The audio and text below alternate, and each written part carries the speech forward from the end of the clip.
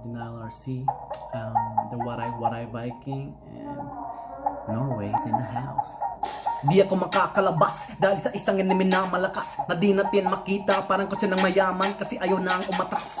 Bahay ko'y parang kulungan, tatabunan ang taga-takluban. Paano ang mga tao na naubusan ng pagkain ng tulong ay kulang? Some politicians be like, test me first, my whole family too, yes we're jerks. Other people die in the meantime, let's rank every mayor from best to worst. While we told to stay home on YouTube, docs and nurses, we salute you. People don't break your quarantine and endanger others, don't be cuckoo. It's not easy to cope with this, man, it's gonna be the year of social distance. Not a lot of people getting tested yet, akala malang kote pa ng local instance. Nakikita na natin kung gaano ka-importante ba mo to.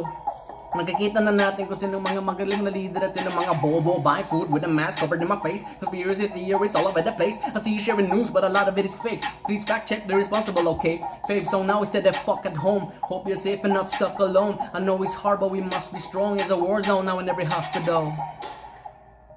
It's a war zone now in every hospital. It's a war zone now in every hospital. Still negativity got to go. Why do we only need to show compassion to those who got lots of dough? You ask me, I don't fucking know. Denial RC, docs and nurses, we salute you.